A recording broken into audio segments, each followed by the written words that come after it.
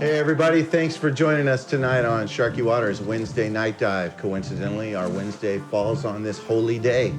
So Merry Christmas to everybody. Happy third day of Hanukkah to those who celebrate that. And happy Yuletime to everybody there. And happy Saturnalia for anybody who's still practicing old Roman days celebrations. But whatever it is that you celebrate, we're glad that you're here joining a little time with us. This evening with us tonight, as always, is our Pro Shark Attack commentator, Cassandra Bryant, back from the Shane Van Boning experience. We'll hear a little bit about that from her a little later. Deborah Gross is back, feeling better. Congratulations on that. And behind the wires, putting this show on for you guys at your home and in your devices, in your pockets, is our producer, Tor Bjorn. Thanks for being here, buddy. Special happy Merry Christmas to you, dude. Tonight's special guest, I get the pleasure of hanging out with this guy every week, and we get a lot of messages on trying to get this guy on the show. Coincidentally, with the holiday in hand, it makes him available because he's usually working. But we've got Sean Lewis here. He's like our local community, one of our top shelf players. So anybody who's not in the Washington area and who doesn't know him and isn't familiar with his speed, you can check out some pretty cool videos of him playing on YouTube. You just got to YouTube his name and you'll see the level of caliber of play that he plays at. But I'm going to do my best to see what I can do with him this evening. Big shout out to our sponsors of Prine Custom Cues. Sean was actually the guy who connected me with Harold Prine and got him to agree to give me the Optimus Prine shaft. So thanks to you for that. Thanks to Harold for that. Merry Christmas to you guys. I know you sold a lot of shafts for the Christmas season. I hope that continues on to the new year for you guys. And big shout out to Fred, the owner of Tipsy Tomato. He's back from his travels from the holidays. Welcome back to our lovely town of Tacoma. We'll see you there this evening for our pizza social gathering because the bar is going to be open until it's not busy there anymore. So if there's people there at 2, they'll be open until 2. And then shout out to Clean Slate Pool Tables. Any of your pool table work that you need throughout the new year, check them out on Facebook and you'll be able to see all of the stuff that they can do to help you out with your pool table needs. Sean's got a huge list of information that we can pull from as far as drills and stuff go. So I'm just going to go dive into the water with him and see what he says. What do we got? All right. I need 3 more balls. Do you have? Yep. I've just been thinking about my drill selection for the day, and I was like, you know what, I'm going to just... Do you have they're all here? Okay, perfect. There's Cassandra back there playing the role of Eric the Clock Doctor, who is also on his trip with family. Shout out to Eric. Hope you travel safe, and we'll be happy to see you back next week. So this drill that I like to do is it's actually a part 2 of 4 of a series of drills that Bert Kinnister developed. Okay. And it's one of my favorite ones. And there's just several different variations of it, but the balls are all in the same place. But at the beginning of it, it's a series of different situations where the balls have a specific place that they're supposed to go. But once you get down to the end of it, you just randomly put them wherever. So you basically put a ball on the second diamond up and 1 diamond in. Mm-hmm. Another ball, maybe like a little bit less than 1/4 of an inch off the rail, and then 1 just right in between them. So you do 3 there, 3 there, 3 over here. As I said, it's... Same over here? Yeah, if you actually look it up, you probably can find it. This is called the middle game. The middle game. It has a name. By Bert Kinnister. Bert Kinnister. Walk people through where they can find more information about that guy. Because you mentioned him. He's the one who did shot 1. Yeah, the shot number 1 is from the 60-minute workout, which is his original claim to fame drill series. We did that drill on season 1. He's a pretty well-known, certified instructor. He's been around forever. Okay, so tell me the challenge. What am I working on? What am I doing? And I'll take ball in hand, run all the balls in order. Okay. From 1 to 12 without touching another ball. Okay. I'm going to start. This is it's probably not where you would start, but I got the reach to get out This here. one is super tough, this drill. And it's like an unintimidating one, though, I feel. It is now. And you'll see.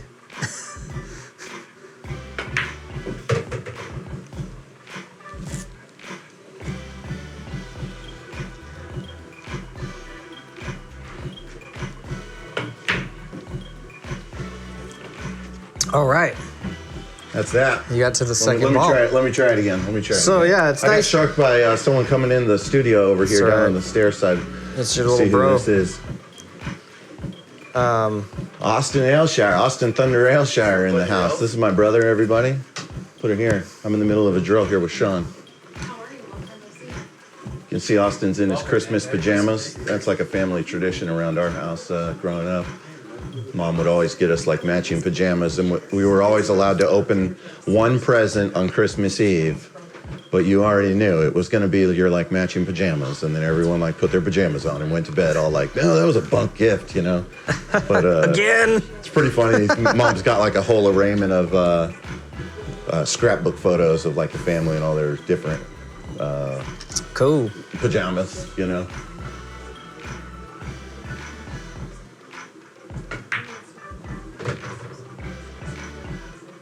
Sean, I got to catch everybody up here while I'm shooting this and say that we hang out all the time, but we never play pool. And Yeah, I think this is the first time it really is, that we've played especially pool in a like in a serious very long sense. time. I'm gonna be happy with that. Yeah. We usually have the kids running around. You guys can see like the toys and stuff for my son. He gets to open those up tomorrow. He had a Christmas at Mom's this morning that we really enjoyed. Shout out to Clyde and Kelly. I love you guys. Hank and Brian. That counts, right? Does that count? Negative, I'm sir. gonna count it. Does not count. You're gonna count it? Nope. I can't do that. Well, it's sort of like one of those things where I'll be honest with you. If you break this whole thing down, there's only about 7 different situations you get into, even though there's 12 different balls. I get that. So Go ahead. the whole goal here, the concept is you want to play. Well, you don't really want to play out of the center, but you want to achieve the correct angle on every ball based on where the next 2 balls are. So you have to play your positions based on 3 balls ahead, just like 9 ball. I got too straight on with that 3. You did get a little too straight. When I was saying I'll be happy with But that. it does teach you how, like, you actually were in a manageable situation. And this is the whole reason why I showed you that shot the other day is for this drill. Mm-hmm. Because when you get too close to this ball and you need to punch out, you can't use any spin, because if you do, you'll always You'll miss. throw the ball the way I did. So you just have to hit it harder and then bounce off with just a touch of low. Like, this is pretty manageable spot. You just have to make sure that you punch it and give it a nice solid hit. Right? Yeah. And that creates the angle you need. Yeah. Came out a little far, but that's okay, because now you can just go play It was back. better than throwing the ball into the wrong Right. pocket the way I did. Well, I mean, You know? this is a manageable situation, so Well- now you can play off this rail and come back, and now you've corrected yourself. But like I said, this drill, you should really, if you can, not use any English, because that's where you get in trouble. Once you start spinning the ball, that's how you end up scratching in the side. Like when you went from the 2 to the 3, the reason why you almost scratched, right? Most of the time that's because you're putting too much spin on the ball. Too much right on it. Yeah, and it comes down too far. You really want to play up in this zone.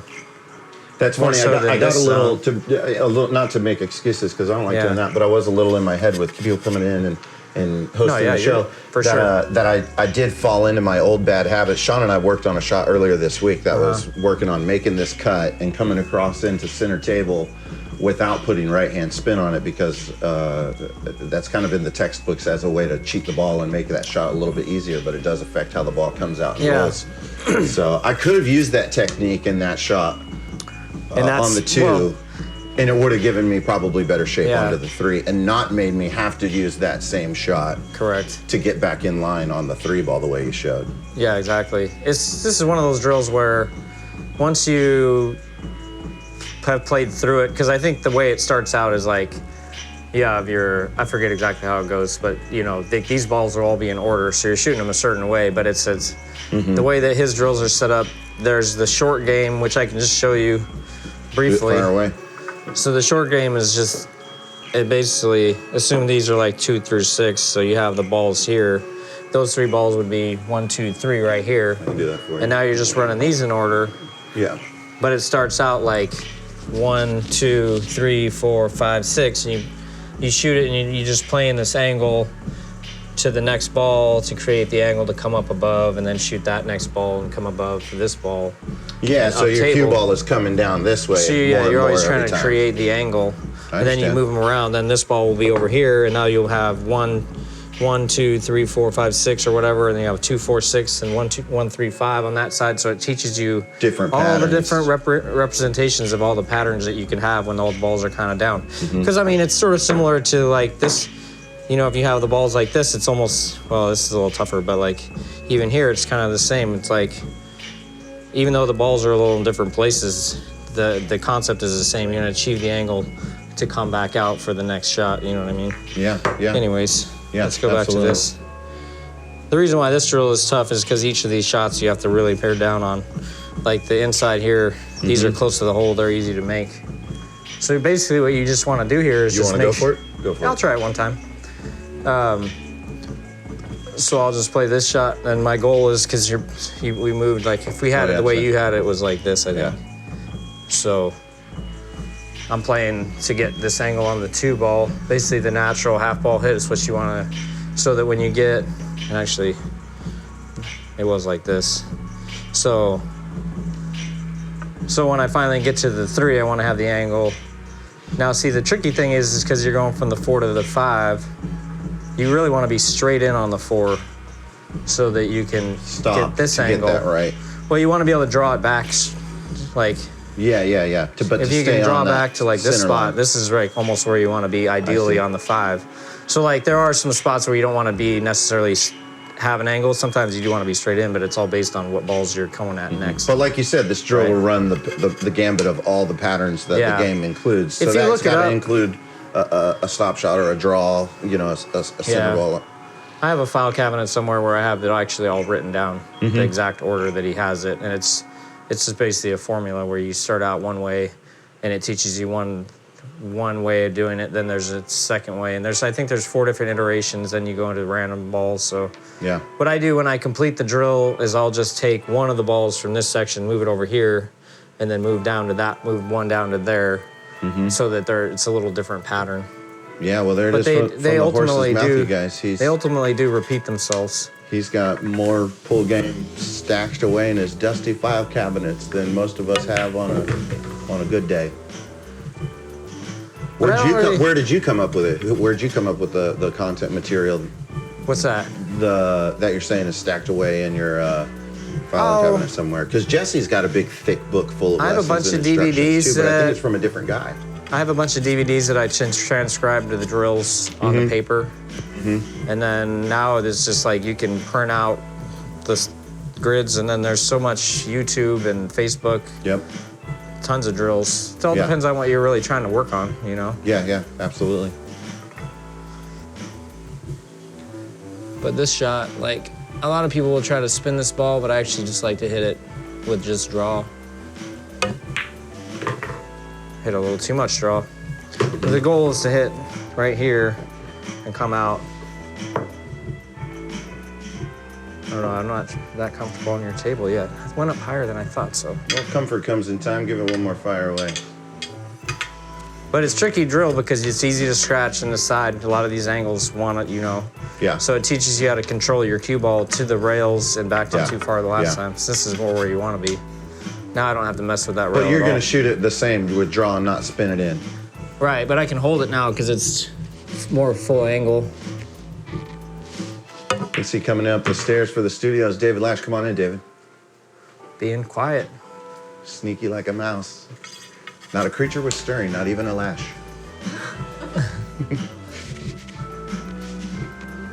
That was pretty good, thanks.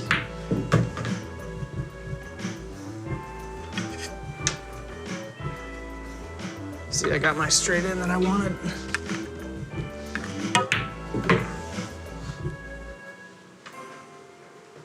I'll get out of your line of vision here. Oh, you're good. And take a ride in the Mustang.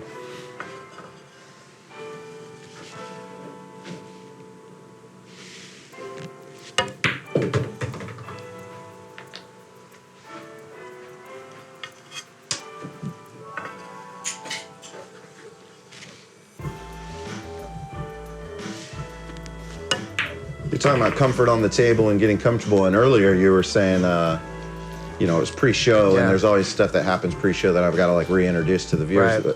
But I was offering to Sean, we've got all different kinds of equipment because I work in the billiard industry. I kind of pride myself on being able to cater to the player on my table at home, and I say, you want to play with this cue ball or that cue ball or, whatever it is. And he was like, no, let's play with this one. That's all part of the game is you go to someone's house and you got to like deal with that equipment and play through it and function through it. And you may not feel like it, but it looks like you're getting more comfortable as we're playing, and you were warming up for a while before show. But, Yeah. Well, it takes a little bit of time to figure out how you should adjust what you're doing to be more in line with what the table wants you to do. Right. I know we've also referenced your table too, that Randy Smith did in a previous show. That table's it's a gold crown, but a 9-foot with 4 1/4. Yeah, 4 1/8. 4 1/8. That's right. Which is super tight, and so we call that table in the area the demoralizer because it's real hard to play on. But as you can see, it dials you in pretty tight. Sean's looking good.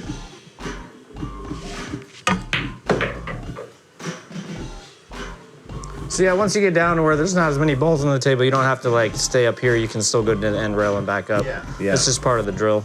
Yeah. Ideally, you'd like to stay in here the whole time. If you get the wrong angle, with all the balls on the table, then you won't be able to do it. But once you get down, it's only natural at the end of the run. A lot of times you're gonna get in a funny spot. You're gonna have to make a different shot than you'd rather. Yeah, of course. That's 9-ball, and this is a 9-ball drill. Yeah, it's a good way to come out of it there. So yeah, like that shot isn't a legit shot at the beginning of the rack because there's balls all over the place. Right But for here. purposes And of you this, came right through that area. right, exactly. Yeah, there'd be balls here, so you Right. can't shoot that. But at the end of the rack, Right. you just do and what that's, you. yeah, like you said, that's You rotation. do what you gotta pull. do to get You there, clear out balls and obstructions as you go. Every time a ball goes in the Right. pocket, an obstruction removes it. So, nice shot. Oh right. I'm going to take off Always. this ridiculous Christmas outfit, and I'm going to let Cassandra hop on for a second. I want her to be able to explain to the crowd how she beat Shane Van Bonen. Yeah. I'm curious too because I haven't done it. Well, you had to play him in a race to 7 That's or true. 9. 9. It was race. You played him on it the was A race side? to 7. Just didn't break the balls. So I broke, and I didn't make a ball. It was a 9-foot table, and let me get the correct balls out because every time you tell a pool store, you have to have all the right balls, right? Yeah. Oh, I missed the other two, I guess.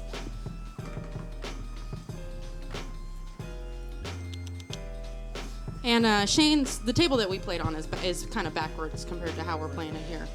But Shane missed the 7 ball. He got super close to the 7 ball. And ended up trying to back cut it into that pocket. And he ended up missing and leaving the 7 ball on the rail there. And then he left me the cue ball. About like that. And I ended up just drilling the 7 ball all the way into the corner pocket, coming down across table, and then I ended up leaving myself right about here, and I played the carom to actually try and make both balls. I missed the 8 ball, but I ended up just drilling the 9 ball into, I can't even do it with my hands, but I can do it with the cue, into the corner pocket. So it was awesome. But I had to do half the work he did, so.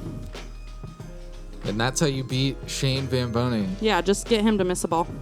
How did it feel? It felt pretty awesome, actually. I looked at him right before I took the shot and, just kind of gave him a head nod because I knew what I was going to do. Yeah, I mean, he's one of my favorite players. Would just be super cool to get to see him play in person yet. Haven't even done that. But Sean, I heard you also played him once. Yeah. It's been about almost 5 years now. It has been 5 years. And what was that like? How did you feel going into that match? Not confident. No, why not? Well, I mean, just because he's known as to be kind of a at that badass, time, right? 5 years ago even, he was known as one of the best players in the world. Yeah. And arguably one, the best on any given day. Yeah. You know, and so, you know, you go into it sort of like thinking you're going to lose, which is fine. But, yeah, you know, I just said, well, I really don't have any expectation that I'm going to win this match, so I'm just going to go in there and see what happens. Wow. And just try not to shit my pants, so to speak. Yeah. So yeah, you're I feel you're pretty going good in, about the result. Some intimidate. Well, what was the result? He was up. It kind of went back and forth, and he was up like 5-2, I think. And then he scratched on the break, and I won that rack, and I broke and ran. And then it got to like Hill. Goes yeah, hill. it ended up being hill, and I had the break, and I broke the balls and made a ball, but I didn't have a very good position. And I sort of hit the one ball and made it, but I didn't hit it correct, and I came up short or long. I can't remember on my next ball, and ended up going for it and didn't get there, and he ran out. No, well, he safetied you behind he a 4 safetied ball. you on the 2 ball. It was a low number ball, and then On the last but rack? yeah, but it was like way buried, and then he went out on it. But Well, you missed the 2 ball. point is, anybody Yeah. can watch that match. That's like highly Yeah, you available can on look YouTube. up. You can look up my name and Shane's name, and it'll Yeah. come up. It's in there. He's also played Jason Shaw. That's pretty remarkable too. Yeah, that was brutal because I actually was supposed to win that one. Yeah, tell me about that. I'm gonna slap these open while you talk about it. Yeah, it was a race to 6, 8 ball, alternate break at Chinook Winds for that Chinook Winds Open that happened. Okay. And yeah, I was up 4-1, That's strong. and basically he wasn't breaking that well, and his cue ball wasn't great, I'm gonna try from this. and yeah, I was running out to go up 5-1, which basically is insurmountable. You know, I would say, and. At that point, you feel like you're secured. You know, Well, it's just pretty like, strong. as long as I kept playing the way I was going to play, he could still play perfect and lose. Yeah. That was basically yeah, it. That makes sense. It sort of didn't That matter makes how sense. well he played at that point. I was Let like, me ask well, you this, going back to the Shane match. Yeah. Was there ever a point where you're like, fuck me, I got this? You know? Well, Or were you always just like, this is a grind? I don't know how it's going to turn out. Because at some point you got to go from I like sort of knew. I start wouldn't with zero confidence, like you said, like not confident, but then It's not really the best way to say it. I don't think it's like more not like. zero. Well, it's not about so much about confidence. It's just about trying your best and not letting yourself get ahead of yourself. You know, and just Yeah. staying within your game and just trying to do things your way best you can, and don't try to, you know, have an expectation that certain things are going to happen because you don't know. You know, it's a pressure situation, and you know you could play your best pool and still lose, and that's fine. And you could play bad pool and win, and that's also fine. Yeah, you know, hear but David in the background saying, I felt you got like nothing I- to lose. Yeah, I mean, there's actually, you know, people like think, oh, there's all this pressure on you, but I'm like, well, not really. You were supposed to lose. He's a better player than Right, you are, so it's right. like, well, really, the expectation is you're gonna lose. There's no ego in The that. thing is right? When that when you know can that put doesn't yourself in mean the that. right place. I mean, there's a percentage of the time you're supposed to win, Mm-hmm. and yet, you know, and I wasn't gonna get in my own way. That was my whole goal, and I really didn't. I mean, the last out, I didn't get out, but I felt like, you know. Yeah, but you didn't get in your own way. I didn't Yeah, get in no, I my own agree. way, and I played tough, and that's all I could do. I agree. You know, that's all anybody can do is just play tough and try to make the right choices and play your positions and your patterns and your percentages the best you can, and hope that you execute and then you know you can win. Yeah, totally. Well, Or well you know played. you may end up losing anyways, even though you do all that stuff. There's a lot of variance, and Yeah, this game is like that too. You can do everything right and still not win the game. exactly. Well, you know, because sometimes there's just a little bit of luck, or you know, it's just weird rolls. Mm-hmm. You know, and you try to minimize that with your pattern play, but some spots are touchy, Yeah, and that's just the nature of the game. But you just kind of roll with it. right. Now, you and I, we do talk a lot about like basic fundamentals, and we do talk about pool a lot, and we talk about who's playing who and how those matches win, especially on a local level. Right. And we talk about pattern play and how to look at that. But you and me spend a lot of time talking about like the function of the mind you know, and I'm just gonna hope that the viewers can keep up with some of that if we're talking about it, you know. And one time we were driving up to go hike up the mountains that one day. Yeah, that was cool. That was fun. That was a fun trip, man. I really appreciate our friendship in that. But we were talking about pool on, what was that, like a 2-hour drive to the middle of nowhere. We had a treasure hunt map that took us up into the middle of the mountains. And we like didn't know where we were going. And the treasure map ended with literally pull over to the right when the road widens out. And the trailhead is marked with a pink ribbon on the right-hand side. And so we're like looking around, sure enough, there's like a little ribbon. And so we just like hike up this trailhead. But on that drive, we were talking pool the whole time. It was like a couple hours. Yeah. And somehow we wound up getting into the conversation of validating your own bullshit. You know, creating a scenario in your mind. And the scenario for like a layman's beginner pool player is, you know, you're going down and you're shooting at a shot. And you're looking at it, and you know that this is the line, and you look at it, and all of a sudden you're aiming at this line, and you look down there, and you're like, oh, that's not right, and you don't correct it, and you shoot it, and then when it goes in, you're like, oh, dang it, you know, but really what you're doing is you're like validating your own miss, you know, because you're telling yourself that that's wrong, and then you validate that with action without stopping. There's like a moment in time that we can choose to stop and reset, you know, right, and come back at the table again. Tell me like what your thoughts are on that and like how you stay in tune with that. For people who like weren't watching with the attention of the drill, you may want to hit your rewind button and watch Sean shoot that drill, and he's like a robot when it comes to his stance and his form and his fundamentals. So tell me about like how you keep in check with that. Well, it's sort of like part of your routine when you're just executing any shot. Here, throw me a different ball if you want to rack those balls. I mean, like one from below. You can just rack them up, and I'll just use another ball. Okay, yeah, I got you. Is there one underneath? Because I don't even have to shoot the shot, but it's more like... The one I threw is a cue ball. Just for any shot that I shoot, really, it's like part of everyone. I think, I mean, I feel like anybody that plays better than me is definitely doing it, because it's like, how else are you going to not miss balls, you know? You either have to have perfect fundamentals, and you're just always... like a robot, and you're just hitting every ball with exactly the same amount of power and energy, and you're striking the cue ball exactly where you want to every single time, and your lineup and all that stuff, and your pre-shot routine is exactly perfect. And then you're always going to make the ball, assuming you know the shot, right? Mm-hmm. So, but for those of us that don't play pool all day, every day, the repeatability just isn't there. So now, to help yourself, you got to use your experience of knowing when you're going to make the ball by just seeing like, well, this looks like I'm going to make it. And when that happens, then you can shoot. And if you're like, well, this is a little weird, then that's you not kind of it. have this gut feeling that it's just not quite lined up right. You have to listen to that. It's just, you know, and good players... That can be a quiet voice inside too, right? It screams, but the thing is, you don't listen to it because you've been ignoring it. You've been ignoring it your whole life mostly. Yeah. So people just do what they do. They don't think about that.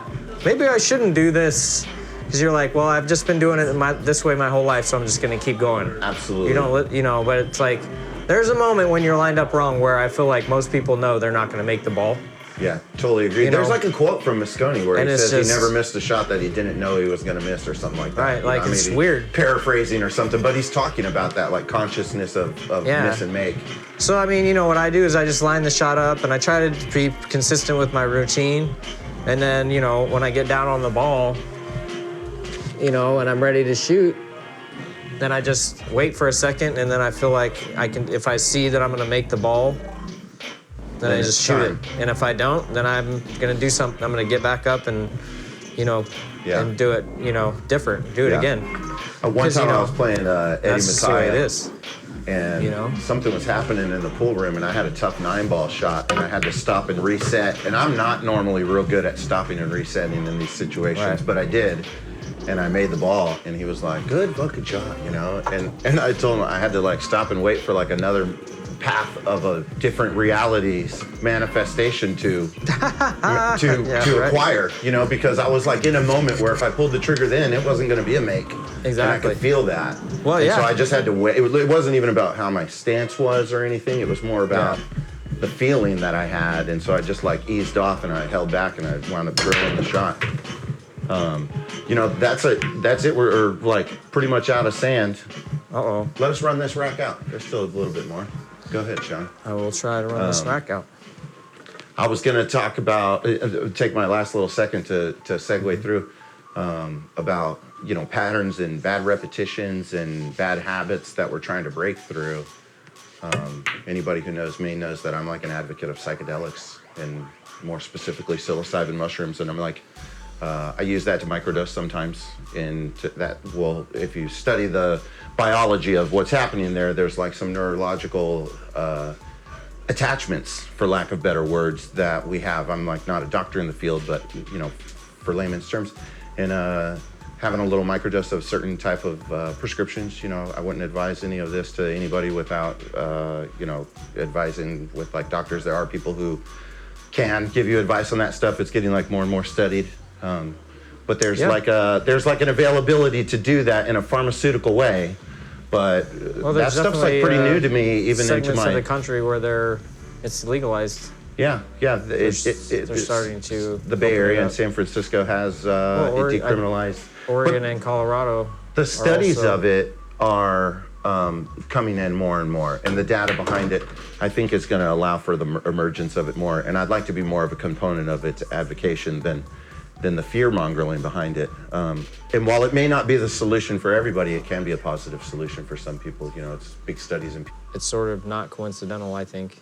No, it isn't.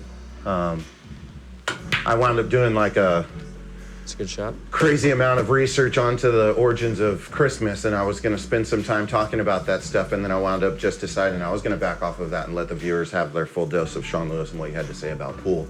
But for anybody who's like interested in that stuff, there's like a whole lot of history and connections and implications of psychedelia and psychedelics use in Christianity, and overlapping the woven layers of the Yuletime and Christmas and Saturnalia from the Roman times, as well as all of the different occults of like pagan theologies. That stuff seems to be like interwoven all through, like the Amanita muscaria mushrooms, which is like the red and white mushroom that you see in Super Mario and Alice in Wonderland. There's some like ancient Siberian nomadic shaman history that attaches that stuff to Saint Nick and Christmas in general.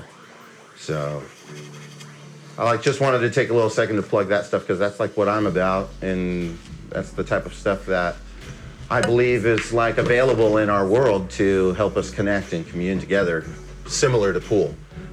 Pool is an exercise that if doing that type of experimentation with your consciousness is not for you, you can go play pool and you can work on breaking down the neurological attachments and patterns that are in your mind by implementing steps that Sean's talking about, and taking the moments of time to like reset and calibrate a better option for your brain and a better path for your brain's synapses to take that will help you get to a better path to a successful achievement of whatever your goals are. So, on that note, I'm gonna ice him and tell him that's enough of that. Not let him get in the groove. And we got a crew match coming up. I'm not even sure who's gonna be playing. Can we get a shout out from behind the crowd? Crew match. Cassandra and Deborah are gonna get after it. So I'm gonna take a break with Sean over here on the sides, and you guys enjoy the crew match. Thanks again for tuning in with us. See you guys.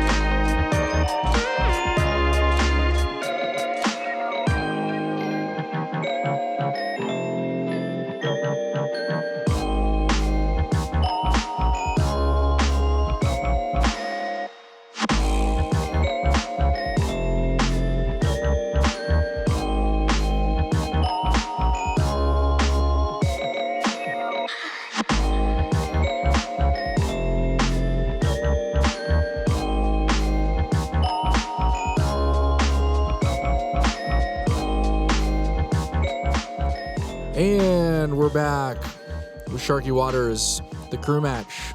Cassandra versus Deborah. They're going to flip to see who breaks.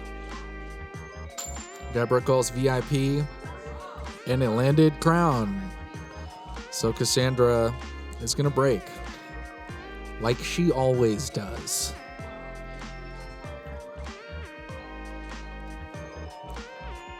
Yeah, special crew match this week. Deborah Gross, our faithful friend and super fan and budding pool player and awesome host of cool pool parties, is here today. She's going to be filling in for the crew match because Eric is gone and because I've been repeatedly beaten by Cassandra and don't want to play her anymore.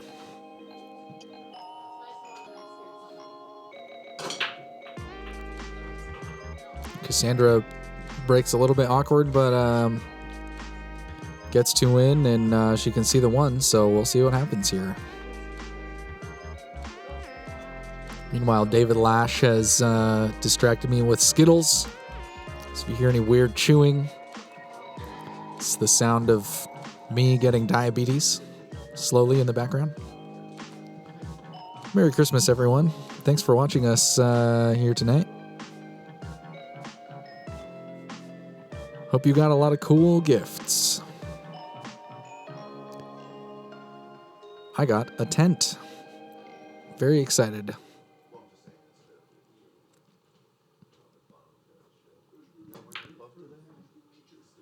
Cassandra, unfortunately, rattles the one out there, and she's going to leave that shot to Deborah.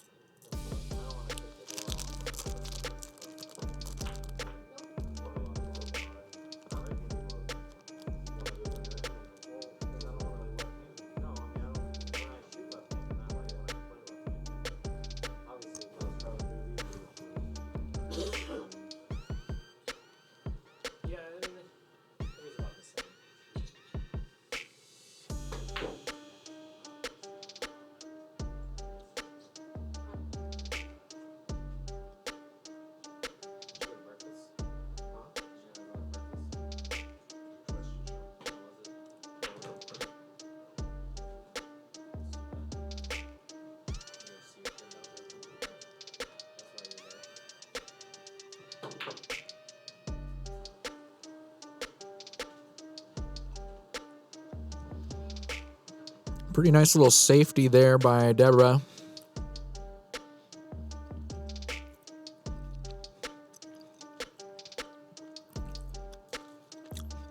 What kind of Skittles are these, man? Wild berry? Quality. Yeah. The purple and the blue. Bar Sean Lynch approved. This is what Sean Lewis wanted to know, is Cassandra makes a really thin cut and gets that two in the corner. That was a cool shot.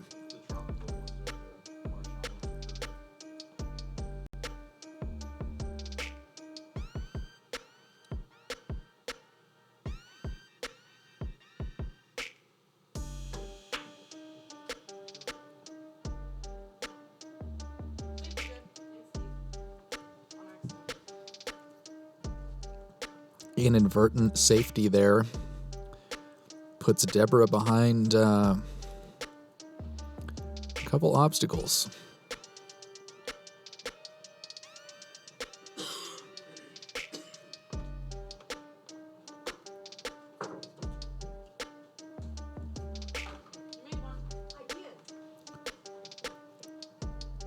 She tries to kick around it. Doesn't quite get it to go. Cassandra.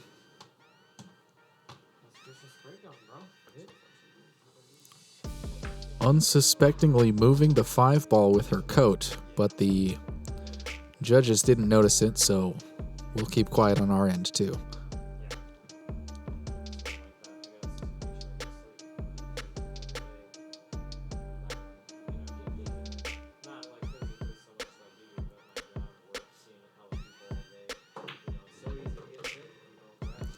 Four in the side pocket. She pulls it back to look down at the table at the 5. That's a long shot, though.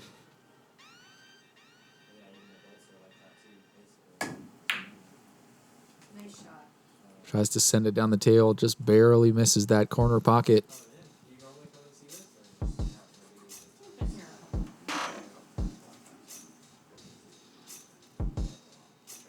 Deborah back up to bat now.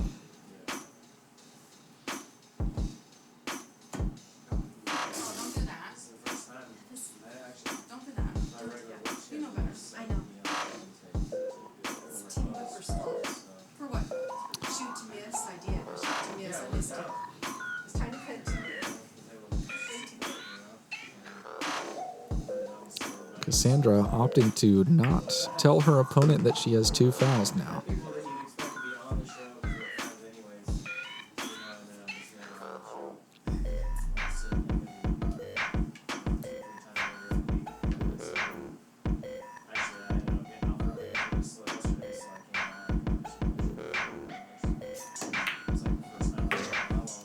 Little wobbly, but it goes down in the corner, and she's looking at the 9 here to finish up this rack.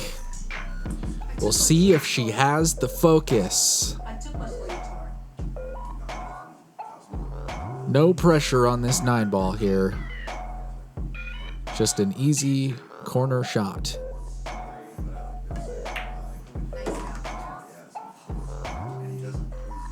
And she gets it to go. Cassandra, once again, staying on the table. She'll be back next week to defend her title. Thanks for playing, Deborah. We're going to take another very short break, and when we return, we'll have the Shark Attack on Sharky Waters Wednesday Night Dive.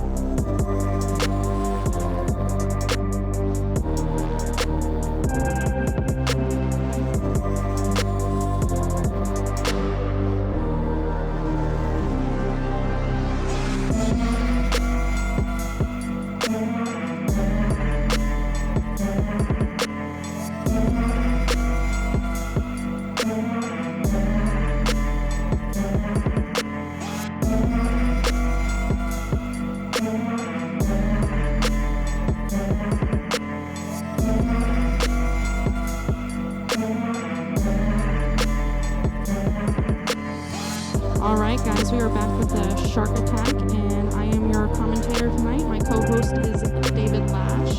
Welcome, David Lash. Doing great. So the game tonight is 9-ball race to 7. The gentlemen have already lagged for the break. It looks like Dominic won the lag. Rules of the game is that you must hit the lowest ball first. Any ball must hit a cushion after contact. The 3-foul rule is in effect, and the winner breaks. David, do you want to explain the 3-foul rule? No? All right, so the 3 foul rule. So the 3 foul rule means that if you get your opponent to foul 2 times in a row, you must let them know that they have had 2 fouls in order for it to be legal to call the 3 foul. And you must get them to foul out either by scratching or not hitting the appropriate ball or not hitting a cushion afterwards in order for the 3 foul rule to be in effect.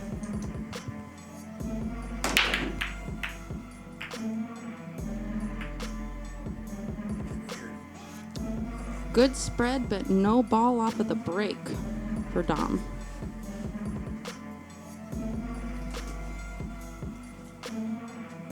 I feel like there's going to be a safety played here, or he's going to go for the one on the side.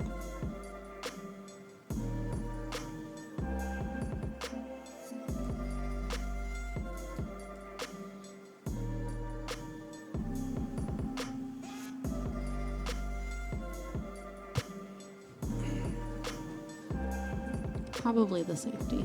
Looks like he might be what he's lining up for. I believe he's playing the one off the 2 here. Good call. Looks like it's a pretty effective 2-way.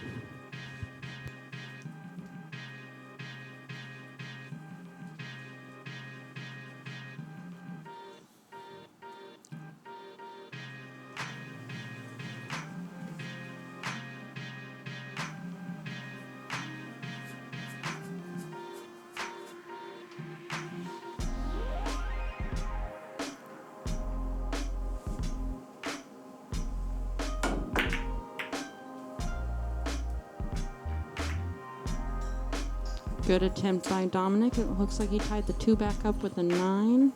Sean's got a shot here on the 1 ball. The 2 ball's open. It goes in the corner.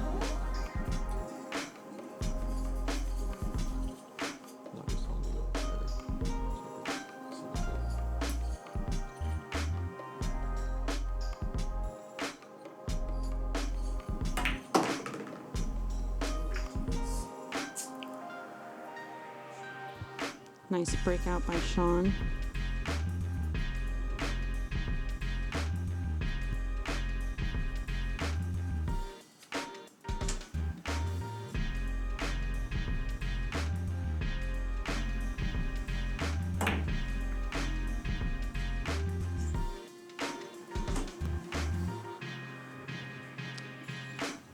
Nice safety attempt.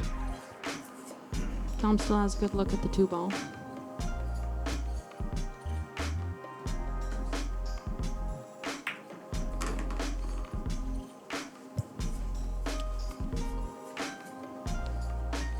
Good slow roll from the 2. Get position on the 3. It's a little bit straight. He needs to figure out how he wants to get shape on the 4 ball. It's alright. He's just going to roll forward about 2 inches and shoot the 4 in the side near the 5.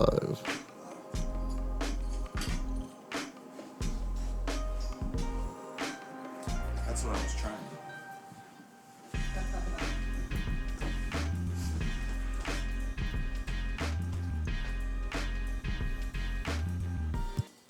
He ended up leaving Sean tricky here.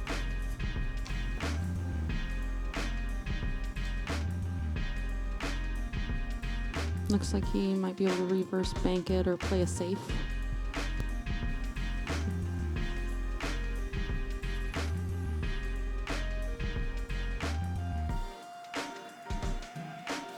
So a little bit of a tricky spot here. I think he's going to cut it in and go around 2 to 3 rails. Great Shoot 4 in shot. the corner. Great shot. Unfortunately, he tied the 7 ball up here. But it was a good shot on the 3.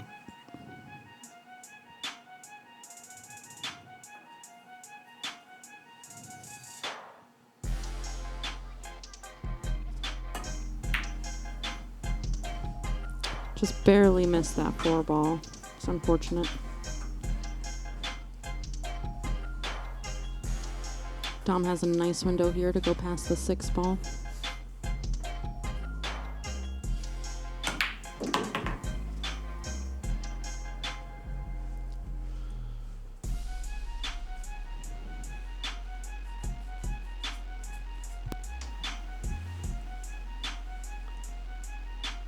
Dom's gonna be drawn into that bottom rail, into the 9 or the 7. Yep. Unfortunately, now he really tied up the 8 ball.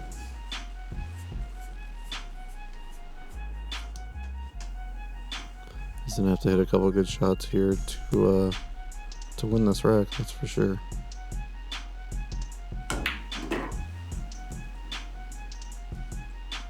Nice come around for the 7 ball.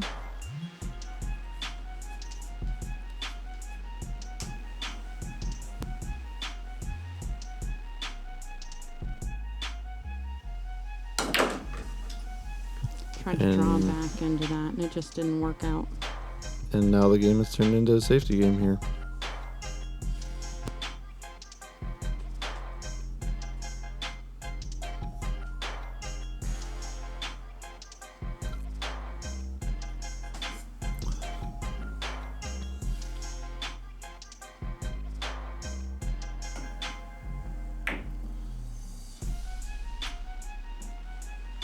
Dom tried to create separation there and just get the 8 ball all the way down here at the foot rail. Instead, he hit it a little thick and ended up double kissing it.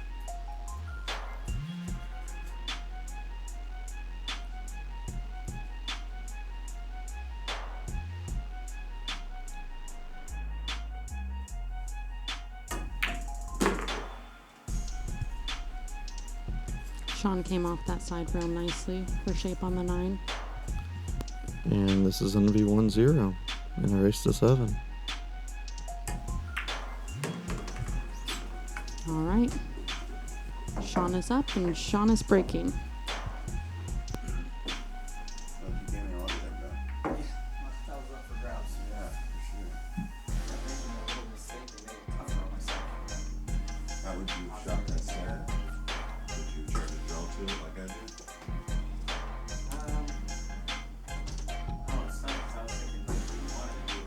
I think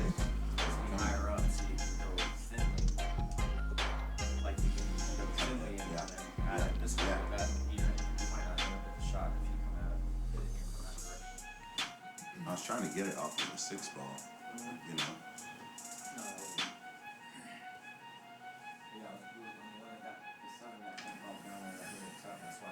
Dom's over there touching Sean's balls, marking the game.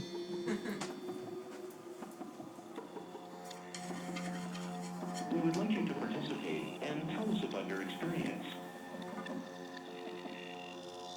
Having this information will help us serve you better and will help you as soon as we possibly can. If you would like to participate, Sean hits the break almost absolutely perfect. Got the cue ball to squat right away. Wide open table. A little bit of a tricky shot here on the 1 ball. He might have to twist it in. 7 ball went in off the break.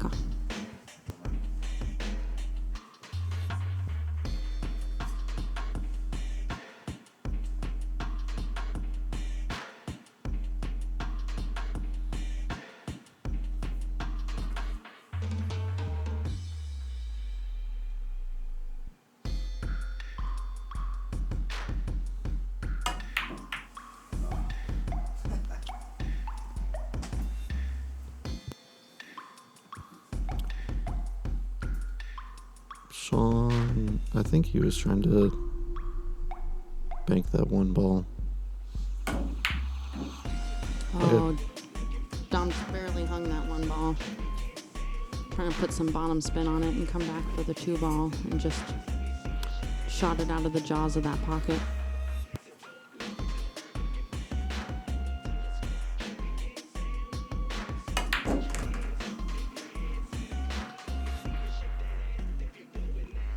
Sean comes back nicely for that 2 ball. Should be able to draw back for the 3, shape on the 3 ball.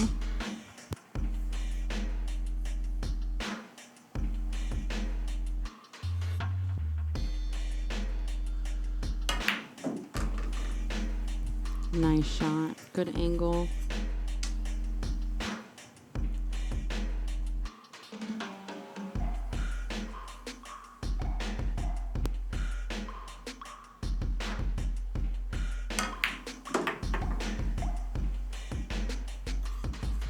Great stroke. He stops perfectly before that 5 ball.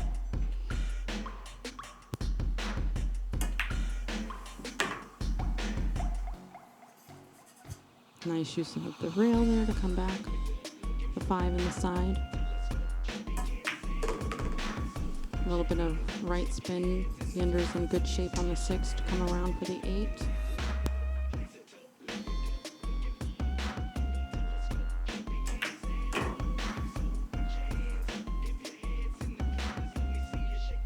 And back to the middle of the table.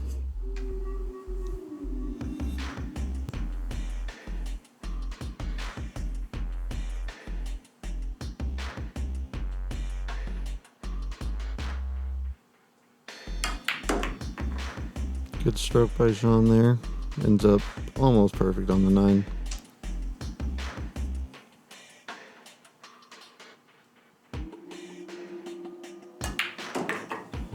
Great out by Sean Lewis. That puts him up 2-0 on Dom.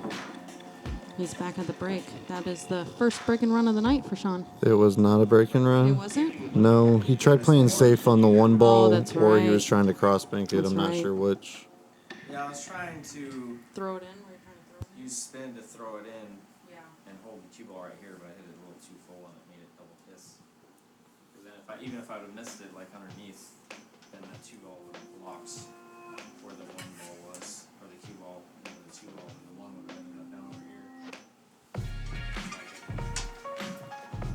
It's the cue ball. They can't hear him, so if you want to reiterate what he's saying.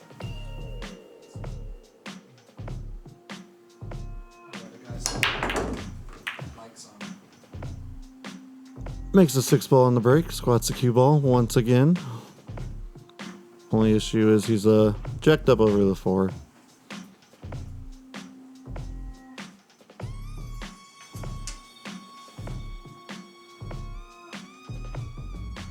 He's got a tough out here. The 1 to the 2 is difficult, and the 2 to the 3. Looks like being jacked up didn't do him any favors. He misses that 1 ball. It almost never does anyone favors with being jacked up over a ball.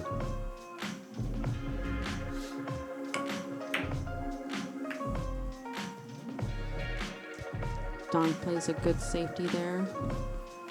Tucking the cue ball between the 9 and the 5, and he's got a...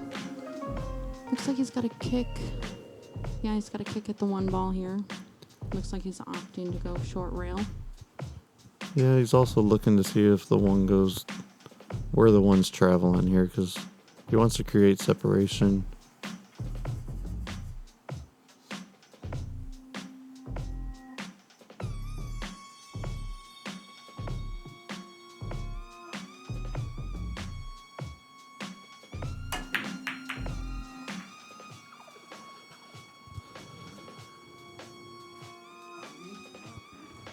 Dom ends up having a window here on the 1, but Sean did a good job. He created separation from the 1 ball and the cue ball. Yeah, and Dom's gonna shoot on the rail here. That's always awkward. Shane Van Bonen says that this is his least favorite shot. But probably still a shot that he's made about, who knows, 20,000 times. So that's the shot that Shane made to win the straight pool championship. That shot. Sean Lewis said that that was the shot that Shane made to win the straight pool championship. Yeah, it was almost straight in on the rail. And he shot straight in down on the 6 ball. He was straight in on his last ball on the rail and drilled it.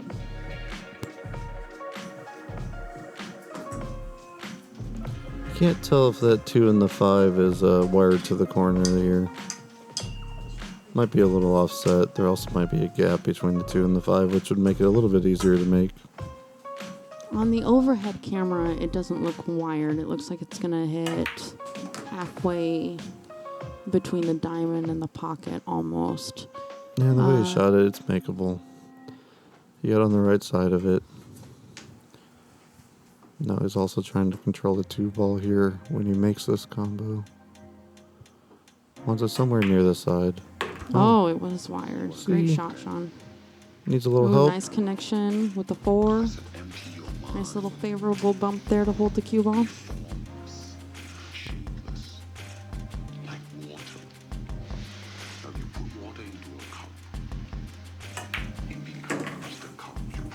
Uses the 9 ball to hold the cue ball again. Comes the tee. Now water can flow, how it can crash. Be warned, my friend. Little left-handed shot there from Sean. Still gets great shape. He's actually almost as good of a shot with his left hand as he is his right. He's probably better than me playing left-handed. I hate to say it. I don't know who shoots as well as Sean does with their opposite hand. John Mora. That's about it. Yeah. Shane actually played somebody this weekend opposite hand, and he couldn't make a ball.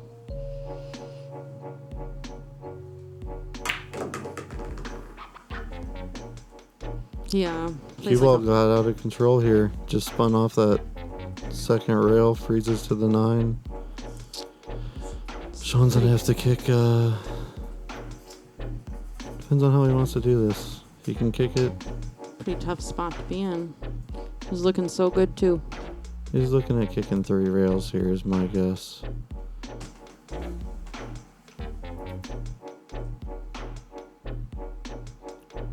He's looking at not only making contact with 8, but possibly trying to make the 9 as well.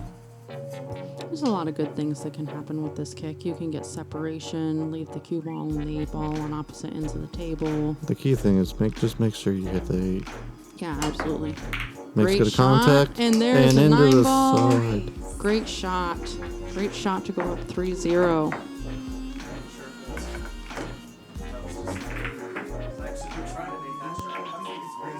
The funny thing is, if he would have just like got shape on the 8 ball there, he wouldn't have had to make a great shot.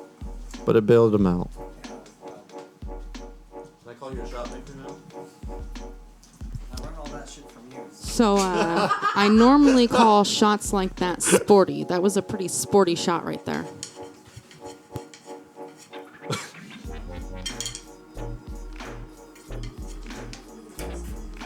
In my truck, it's fine.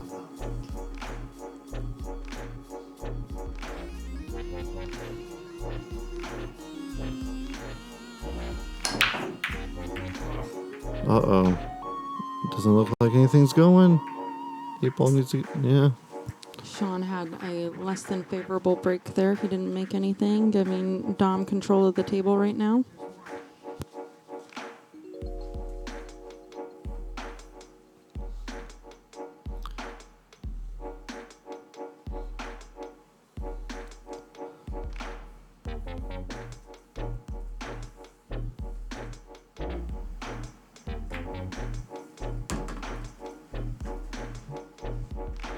Makes the 1 get straight in on the 2.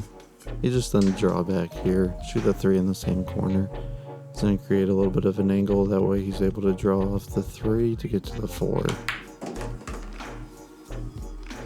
Great shot. Good speed control.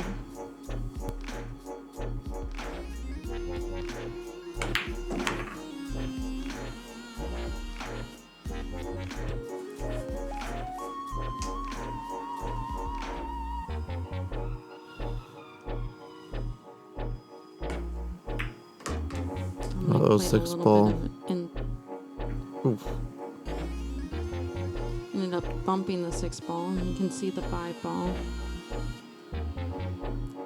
Looks like he's in that weird position where it can be a scratch shot if you don't hit it correctly.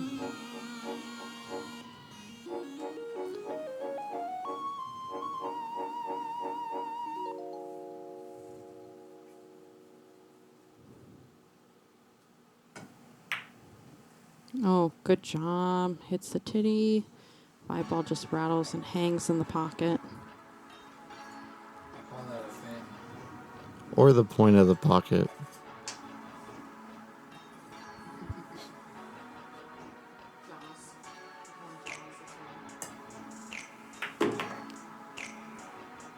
Sean gets good angle here on the 6 ball. He's going to draw over to the side rail.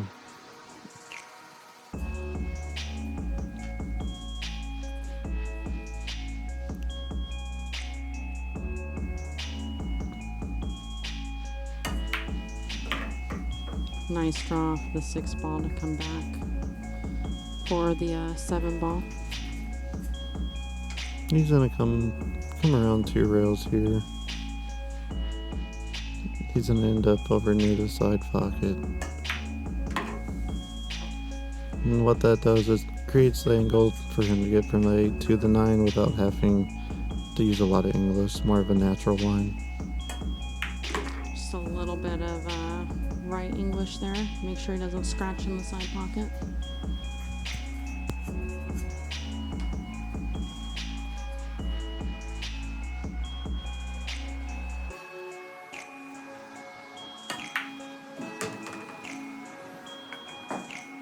Good out there by Sean. Makes the 9 ball and goes up 4-0. Come on, Dom, we're rooting for you. Get on the board.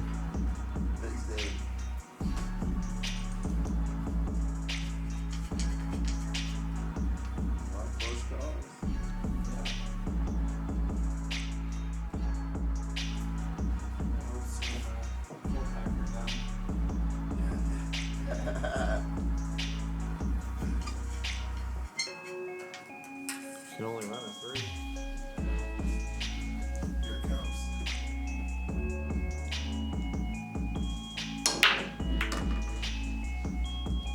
Sean made the 3 ball in the corner pocket, but unfortunately does not end up with a shot on the 1 here.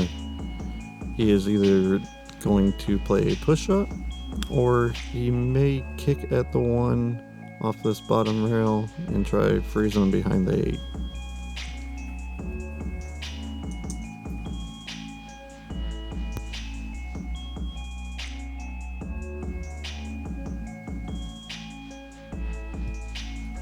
Looks like you could actually make the 8 ball past the 7. If he kicks at it. Oh, he's going short side. He's actually going straight into the 1. Got an unfortunate kiss there. But it was a good hit, so...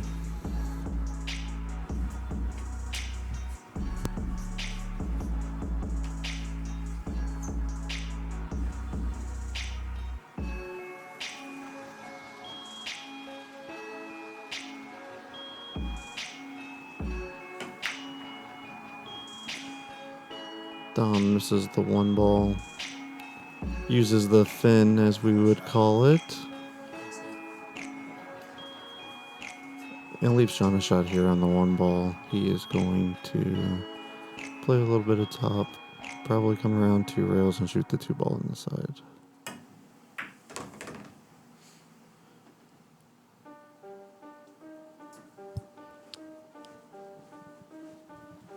Sean scratches in the opposite corner pocket. I did not see that coming in a million years.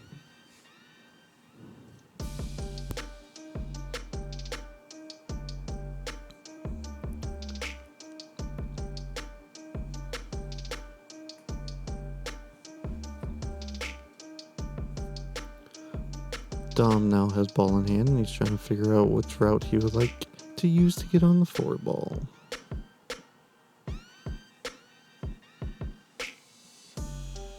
Looks like he's going to thin the 2 on the side.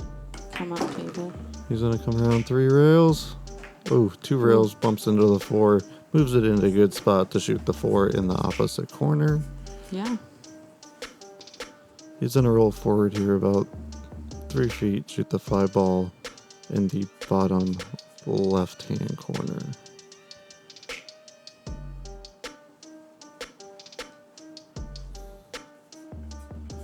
But he also might look at shooting the 5-7 combo. Whatever shot fits his eyes is probably the right shot. I don't think he'll shoot the combo. It's a higher risk shot, but he didn't quite follow with the cue ball enough. So he's definitely looking at it now.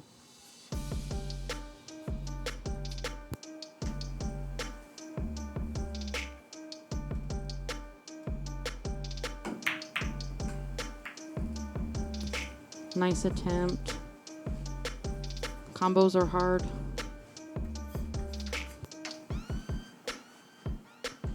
Sean's gonna play left-handed here. He's coming around 2 rails. Wants to end back up around the middle of the table.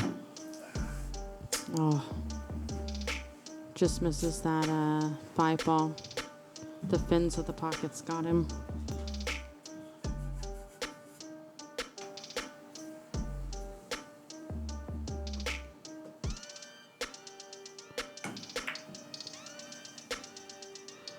Dom overcuts the 5 ball. Ended up with good shape on the 6. Leaves Sean a tough cut here on the 5. Makeable, but It's long. That's for sure. It's got 3 tables, 3/4 of the table. It's got to shoot through.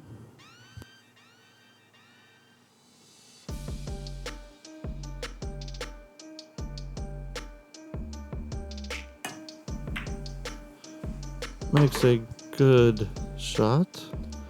He's watching the cue ball now. Wants it to slow up. He doesn't want to be on the rail.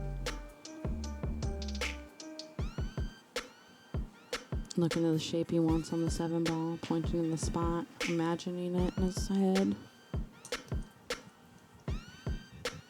He's gonna draw out of this, probably 2 rails.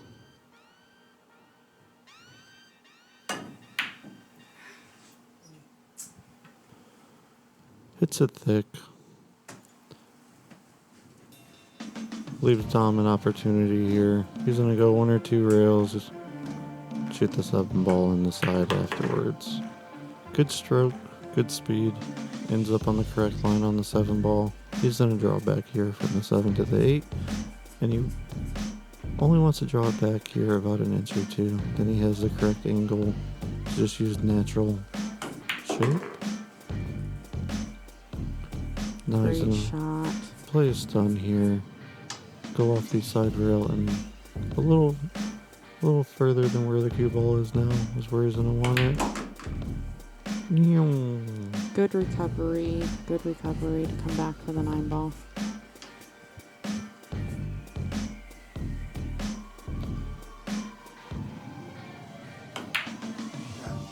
Oh, it's tough to miss that ball. Would have put I him wasn't on the board. expecting that one.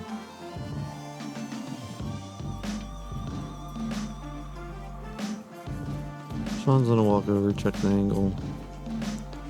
Then he's gonna get down and bury the shot.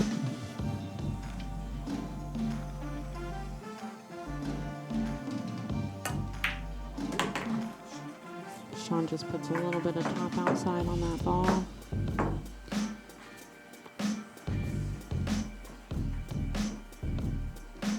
All right, and that puts him up 5-0. He's back up to break.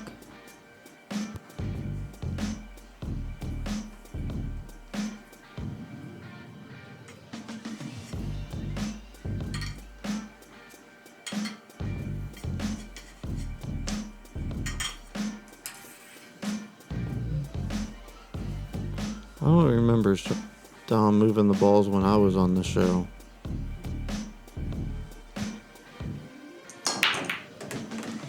Two ball goes in on the break. And once again, Sean does not have shape on the 1 ball. He will be playing a push shot here, would be my guess.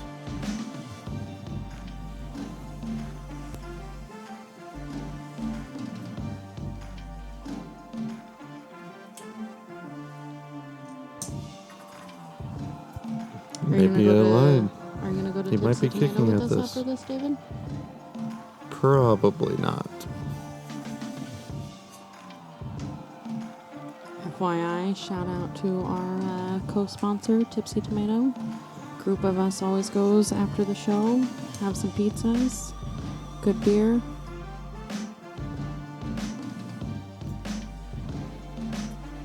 I would probably say that Dom is gonna give that back. I think Dom might shoot at this. I don't think so. I mean, a lot of the pushes that he takes is generally jump shots, and he's not really gonna jump at this. Yeah, but he knows if he gives it back to Sean, Sean's going to kick 1 rail and try playing a kick safe. So, just like Dom did. So he did it right back. Great shot. Unfortunately, It rolled out. it was a great shot. It was a good shot. That was a great hold on the cue But ball. the reason why Dom didn't let Sean shoot that is because he knew what to do, and he figured the percentage of him getting a shot, Back. with Sean shooting it, you're probably not going to be in a good spot, so he'd rather try putting him in a bad spot. And hit it good, just unfortunately the one ball carried over to the other side of the table and gave Sean a shot.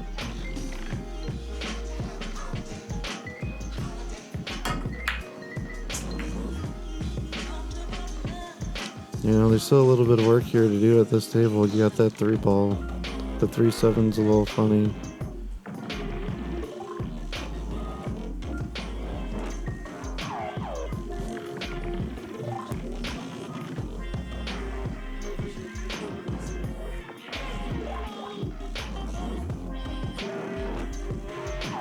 Ricky Anderson, it is a gold crown. I'm not sure if it is a 2 or a 3. And yes, it does have Simonis, 860 Simonis on it. It's an oversized Pro 8-foot table here. Dominic went for the 1-9 off of the kick, and he almost executed it. He made good contact with the 9 ball.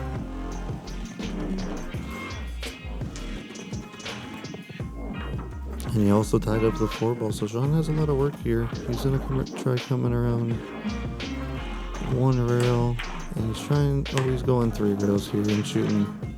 He hit it a little hard. He wanted to shoot that 3 on the side, I believe, but ends up on the combo side.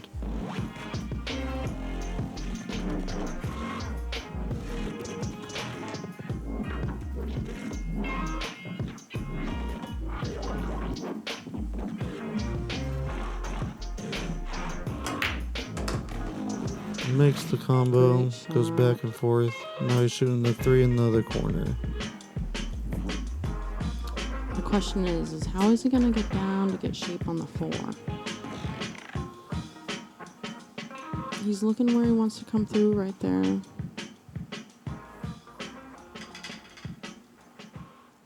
Maybe even the line for the safety if he just stop shots this ball.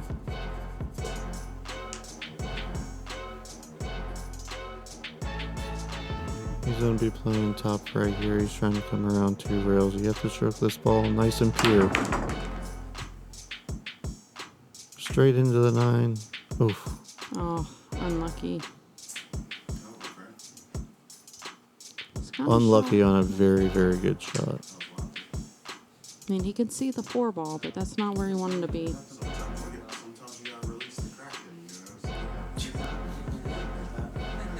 He's going to play the 4-8 combo here. Now, there might be a chance that he could carom this 4 down table too, right? Like, if he accidentally misses the combo, right? The 4 ball drifts down table. Well, yeah.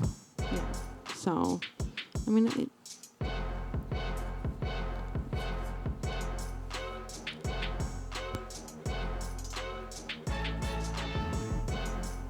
What he's trying to do, he's trying to make the 8 in the side. He wants the 4 ball to drift over to the other side.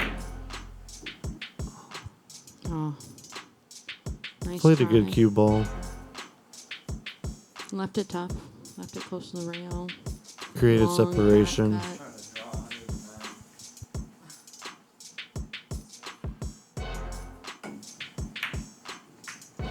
Sean said that he was actually trying to draw into the 9 there.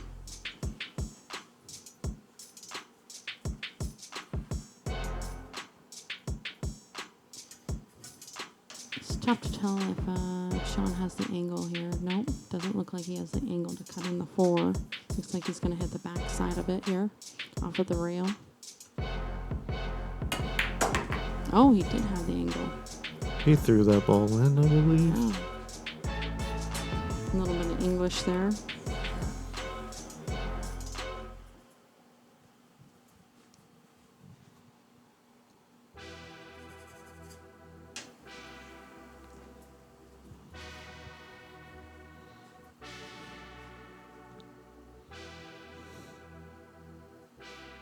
He's going to back cut this 5 ball into the side.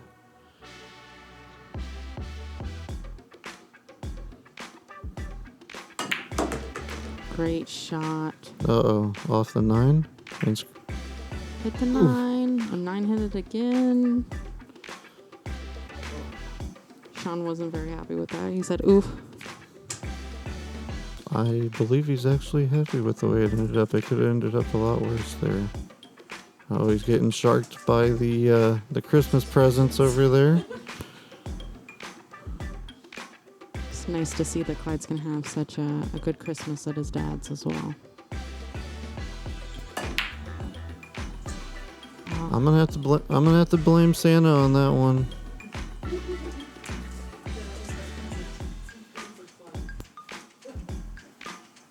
Dominic has an opportunity here. Santa might be getting a bag of coal next year.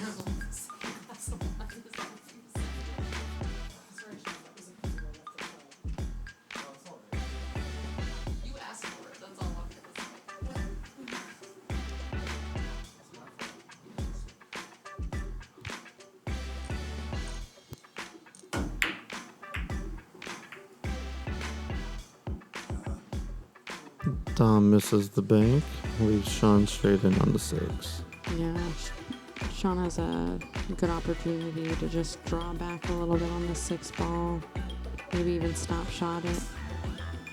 Get a good angle on the 8 to just drift out for that 9 ball.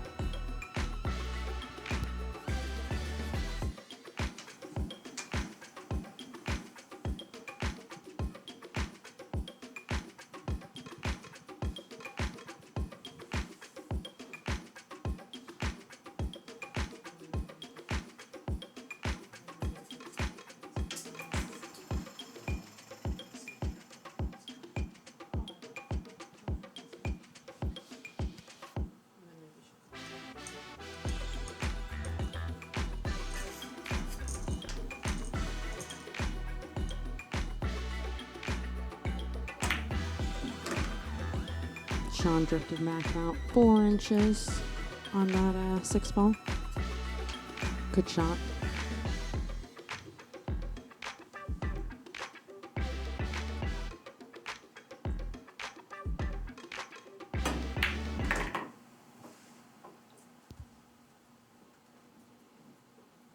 I don't think that's the side of the ball that Sean meant to get on, but he's going to make a good recovery here. He's a good ball maker. So you're saying there's a chance.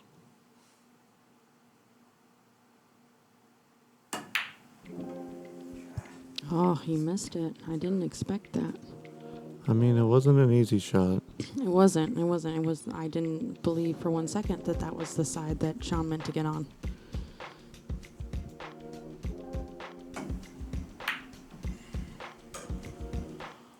I think Dom is feeling a little bit of pressure right now.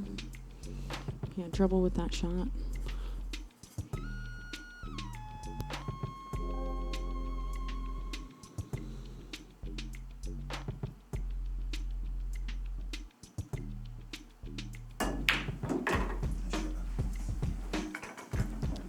Sean banks that 9 ball in off the fin. Sean is up 6-0 back at the break. Oh, that's frustrating. You've been giving me a bunch, but it's the story of my life. Right there. Yeah, it is. I'm just starting a little bit less.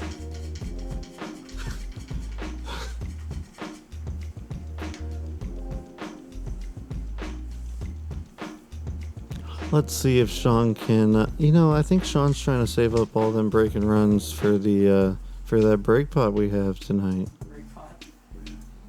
See Good if he point, can warm David. up here. Good point. Well, makes a ball, This actually which is the 3 ball. Has shape on the 1 ball finally. Yay! Great break. Perfect shape for the 1 ball. Get down to the 2. Would you like to move Sean's ball for him? Oh yeah, I totally forgot about that thing. It's being handled up there.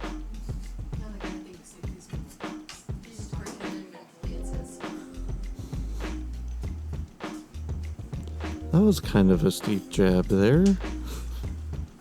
Sean's trying to draw into this 5 ball, possibly making it in the side. or just moving it over near the side to have shape on the 4. Great shot. Good little bump on the 5 there, too. Put it close to the pocket.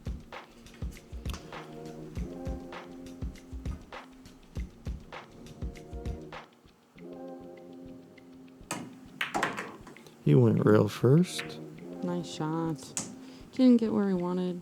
You can kind of see him hit the table with his hand. A little bit of frustration. Just got to thin the 5 ball in the side pocket. Figure out how to go around the 8 and the 9 ball to come around for the 6 ball. Maybe even just hitting the 8 ball would be a good plan. Well, he wants to make sure he hits it. He's trying to thin this ball, go into the rail, into the 8, Yeah. and then it'll give him a shot.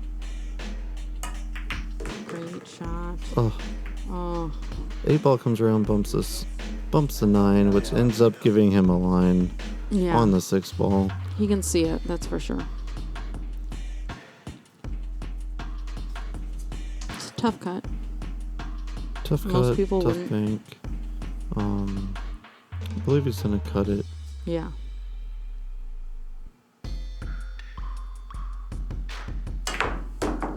Oh, he that tried ball to went throw it. into the side and back out off the back of the pocket. What a roll Almost a there. scratch. Got it too. Did you see that? Yeah, I did. He overthrew the ball. He overcut it. Dom banks the 6 ball, and that ball is not going off the back of the pocket. It is in the hole. Great shot, Dom.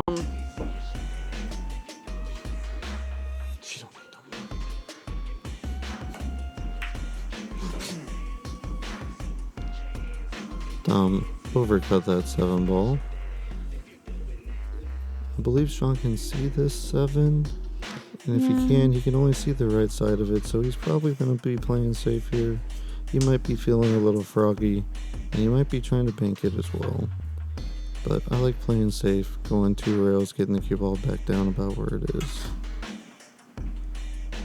He's looking at the line right now. He's looking at kicking 2 rails.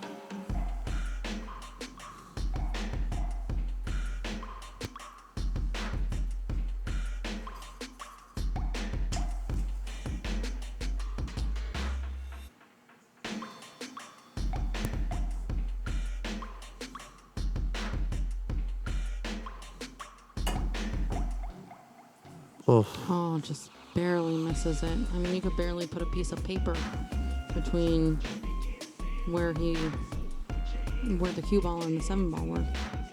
It's tough. This is Dom's chance. He's let a couple slip by, but I got a feeling Dom's gonna get this one. Nobody likes to get skunked.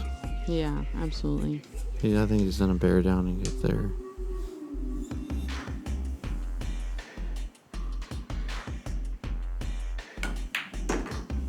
All right, he draws off of that 8 ball.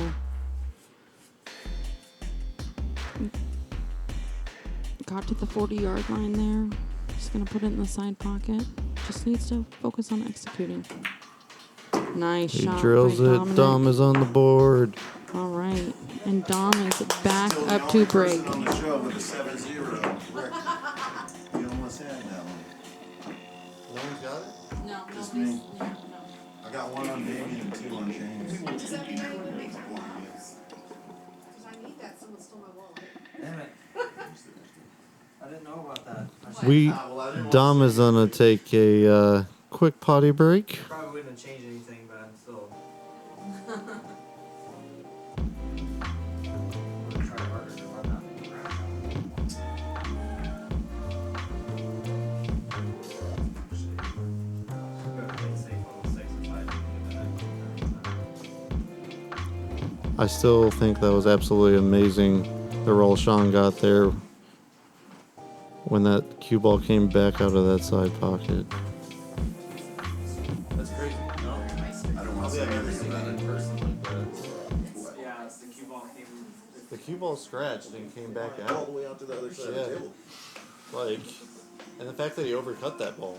That was all nuts. Yeah, I didn't think I was gonna be able to get. Like, I didn't think I could hit the corner of the side because to make it just assumed they'd go past it. I never thought that I was gonna hit thin enough to hit like that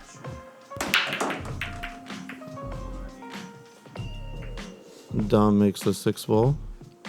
Has a shot on the 1, but it looks like he's gonna have to play a combo on the 3 ball. There's also a chance of a safe here, too. So I said there's also a chance of a safe here. Pretty basic. You just roll up onto the 1, try to leave the 1 between the cue ball, or the 3 in between the cue ball and the 1.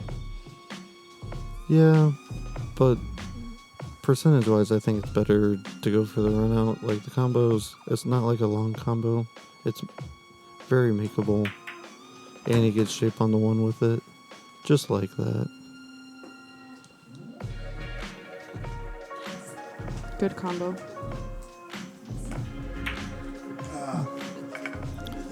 Oh no. I think Deborah just sharked Dom, but Dom leaves Sean a shot here.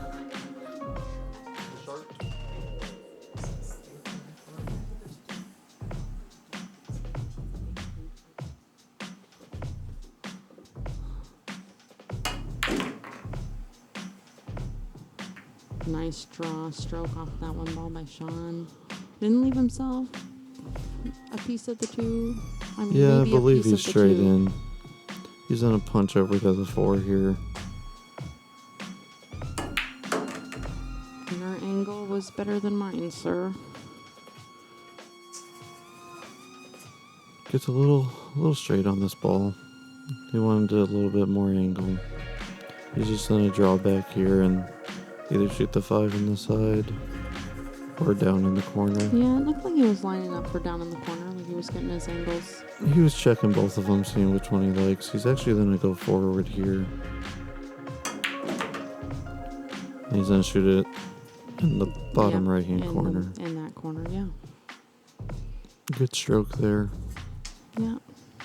We'll just need to kind of freeze it here.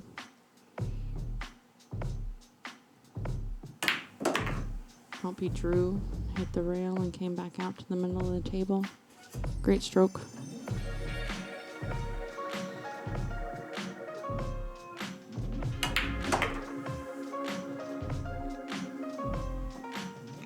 Ends up pretty good on the 8 here. He's gonna go forward again, 2 rails, I believe, or 1, whichever he prefers. Looks like he's going to play some top, inside, or left English. There we go. And he's gonna shoot the 9 in the same corner now. Yep. He overstroked it just a little bit. I think he hit it pretty good. I mean, he had it good, but he said wow when he stroked it. So I think that was a good indicator that he had wanted to shoot it in the side. And that match is over. Sean Lewis wins 7-1. Gonna go up like this over here. Yeah. The last shot coming out to it. Just Yeah, twist yeah, the yeah. ball where Yeah. Let me get down for you I, there. you know, I got, and then I was like, oh, I don't think that's straight in on it anyways. Like, that's Well, there you have it. like Big thanks to $10 David a Lash, our guest commentator this week, and great job to Sean on the victory there. Well, we just have one more part of the show, and that is the Clean Slate Pool Tables Break Pot. Cassandra's going to run out there and get everything set up for our contest. But what's going to happen is that we're going to peer pressure Sean to give us $10 and put it in our Sharky Waters treasure chest. Sean, if you see the treasure chest by the presents, yeah, go ahead and just slip it in there. Thanks for pointing that out, Lash. And the rules of the break pot is you got one chance, I should say, to break and run a game of 9-ball. You got to get the whole rack all the way to the 9-ball. But if you carom the 9-ball or combo the 9-ball, that's all good. That counts as a win. But you're trying to get all the way through to the end, and if you do, you're going to go home with 90% of what is in our treasure chest. And I think we're getting close to $200. It's $190, I think, in there after Sean's put his $10 in there. $195 says Dom, so he'll be going home with 90% of that. We'll take the remaining 10% and start a new pot if he can break it out. So Cassandra's out there setting up as loose a rack as she can there with that triangle rack, so that Sean's got no No fair chance. It's not Sharky Waters. We don't call it Sharky Waters here for nothing. Sean, you still have the chance to win a record here. Nobody has ever, in 2 seasons, has won the break pot. So it's your opportunity to seal yourself in Sharky Waters history. As Dom points out, we've never had a break pot winner. Really? You want to talk about turning racks? Aren't you the one who taught me how to rack? That's what I mean. You better go check the rack. I'm sure that I've played with Sean long enough that he knows how I rack. It's getting weird and personal out here on Christmas at Sharky Waters. My pool hall that says nice rack.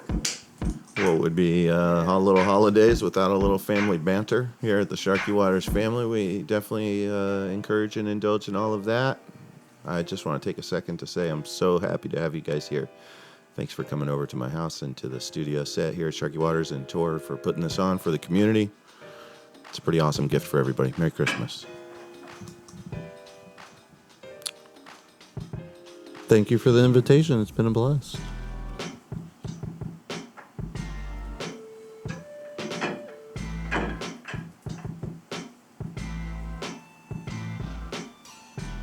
As we sit here and wait for Cassandra, Hey, we're you know what? talking This about rack is records. gonna be perfect, Yeah, well, okay? we're talking about the records that are held here on the show.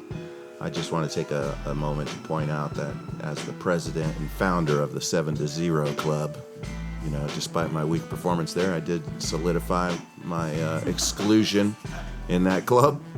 Don't forget the Better caveat. better luck next time. Tainted by the fact that you didn't remind me there was a record. He's right. I didn't remind him. Thought about it, I would have played safe on But that. if you were to check inside of the pamphlet that you receive as coming on as a guest on Sharky Water's show, in the fine print at the bottom, it does state that we don't have to tell you anything, man. We And we can talk as loud as sometimes we catch people with the push-up rule, you know, and they don't get warned about that, but they wind up having to do push-ups.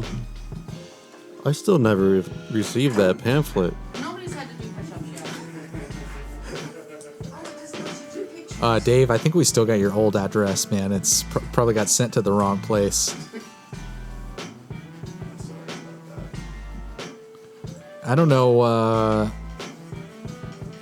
if we're getting freezed out here by this racking process. Or no, okay, it looks like we're good to go. I almost don't want to find anything. I hope there's something wrong with it. I hope he takes a picture of it with his phone if there's something off. Flashes it.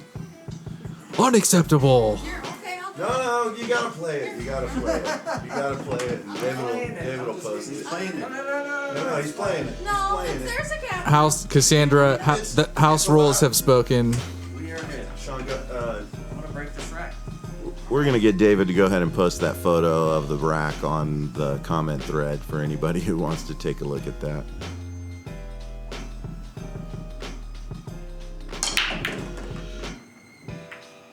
Off to the races.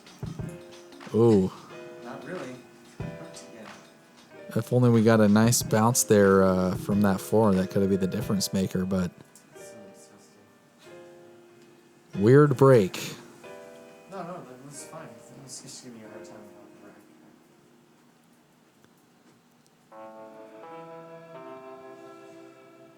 Well, I wasn't commenting about the rack. I was commenting about your weird break, Sean. My weird break? I think the break looked great, man. The roll was unfortunate on the 8-ball. It was looking like you were really going to have a sweet layout there. But, I mean, you 2-railed. If you guys want to go back in the Shark Attack, you 2-railed a 1-9, 3-railed a 1, yeah, 3-railed a 8-9 combo. I mean, there's magic to be had here. It is a Christmas spirit miracle evening. See if Sean's got a goodie bag.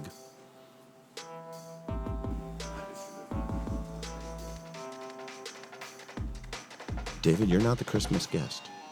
You're the Christmas commentator. I would have to say I am the Christmas guest. You asked me to be here to commentate. You're absolutely right, and I sure appreciate you taking me up on that invitation. It wouldn't be the same without you here on the Christmas Eve. Sean's going to go for it here. Some action, some movement, but looks like the treasure at the bottom of the amorphous art mural of the Sharks is going to remain safe. Great try. unfortunately tough situation on that one ball there, and that's all she wrote. Wouldn't you say so, Dom? Absolutely. The fat man has sung on that one. I don't know. Merry Christmas to all, and to all a good night on that rack. Everybody, thanks again. You could have been in a lot of different places and you chose to be here. We appreciate that. Thanks you guys, especially to you guys who are actually here in the house and joining me this evening. I really love you guys all, and it's great to see you guys here and share the space. And to people not in the house, on the chat rooms and the comment threads and all of that stuff, we appreciate you joining us. And don't forget that sharing is caring. And so hit that share button. Don't forget you can see some of Sean's strong performances on YouTube. And while you're there, go ahead and hit the Sharky Waters page and give us a thumbs up and a like. Sean, I sure appreciate it, dude. I've been waiting to play you for a long time. I think you gave me a surprisingly lot more chances than what I had in my head. And I should just get to a little more practicing, man. I need more table time, and I spend a lot of time being busy, but it shows that you got a lot of table time out there, and you really are like a robot, man. You're a machine. Thanks. Yeah, I wish I played a little better, but it is what it is. Yeah, absolutely. Thanks, man. Yeah. Everybody, Merry Christmas, and thanks again. Don't forget to do your practice. Perfect practice makes a perfect performance. Enjoy peace.